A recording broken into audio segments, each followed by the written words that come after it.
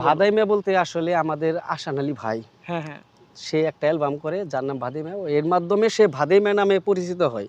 হুম, হুম। তো মঞ্চের কথা বলতে হয়, এটা বলতে গেলে যে কোত্থেকে আসে মঞ্চের কথা বলতে হয়। মঞ্চে যখন টাঙ্গাইলে কম্পিটিশন হইতো কোনো জায়গায়, এক হুম। নাম্বার যে প্রথম হইতো, মানে ১০টা খেলা হইলে ১০টা খেলা যদি খেলতো ৯টা খেলায় সে প্রথম হইতো, তার নাম হচ্ছে পদবাবু। এটা হচ্ছে টাঙ্গাইল জেলার দেলদুয়ার থানা, হুম। বিশ্বাস বাতুলি গ্রাম। এর উপরে কোনো কৌতুক সম্রাট ছিল না। ছিল না। আচ্ছা, যে দ্বিতীয় হইতো তার নাম হচ্ছে স্বপন। এটা হচ্ছে টাঙ্গাইল জেলা বাসাইল থানা নাকাসিম গ্রাম।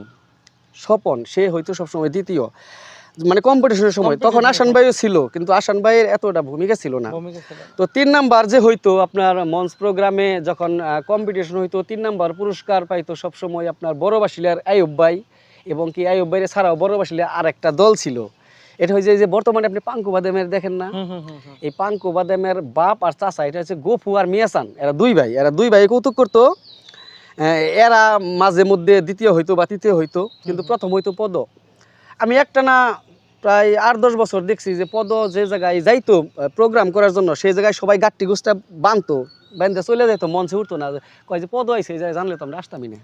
মানে পদর নাম শুনলে ভয় পেয়ে তারা মঞ্চে উঠতো না। যাই হোক, তো এর মধ্যে প্রথম অ্যালবাম টাঙ্গাইল জেলায় প্রথম অ্যালবাম করে, এটা হচ্ছে নাকাশিমের স্বপন, যে দ্বিতীয় হয়। হুম, হুম, সে হুম। অ্যালবাম করে আপনার চলচ্চিত্রের এই যে জ্যাক আলমগীর আছে না, জ্যাকি আলমগীর, হুম, এই হুম, যে জ্যাকি আম্মাজান আলমগীর। ছবি দেখছেন, হ্যাঁ, জ্যাকি আলমগীরে আইনে সে আমাদের এই টাঙ্গাইলের যে মঞ্চ কৌতুকগুলা এগুলা নিয়ে এই আসান ভাই যেভাবে করছে সে হয়তো একইভাবেই করছিল, কিন্তু সে কোনো বড় চ্যানেলে ছাড়ছিল না। সে অ্যালবাম বের করার পরে সাইকেল দিয়ে ঘুরা সিটির দোকানে নিয়ে এই অ্যালবাম বিক্রি করছে। হুম, হুম। তো শুধু আমাদের টাঙ্গাইলের ভিতরে এই দুই একটা থানায় চলছে আর কি, হুম, এত হুম। দূর সে ছড়াইতে পারে নাই। হুম, হুম। তো তারপরে দ্বিতীয়ত অ্যালবাম করে আইয়ুব ভাই, বড় বাসিলের আইয়ুব ভাই। সে আসলেই খুবই ভালো একটা মানুষ ছিল, ভালো একটা অভিনেতাও ছিল। মানে কৌতুকের জগতে সে যে একটা ড্যান্স দিত, হুম, হুম। ওই রকম কৌতুক সম্রাট আর নাই, মানে দেখি নাই, এখনো দেখি নাই। যাই হোক, আমি কিন্তু বলতেছি ৯৮-এর পরে থেকে। পরে থেকে। এর আগে যে ছিল নাম শুনছি, দেওজানের স্বপন ছিল, মানে আরো ওলার তসের ছিল, মানে হুম, আরো হুম। ভালো শিল্পী ছিল, আমরা দেখি নাই। আমি যত দূর দেখছি তত দূর বলতেছি। তো আইয়ুব ভাই তারপরে একটা অ্যালবাম করে, কিন্তু অ্যালবামটা এই যে মঞ্চে আমরা যেভাবে করি না, ওই সিস্টেমেই করছিল, হুম, এক হুম। ফ্রেমে, কাটিং নাই। ও!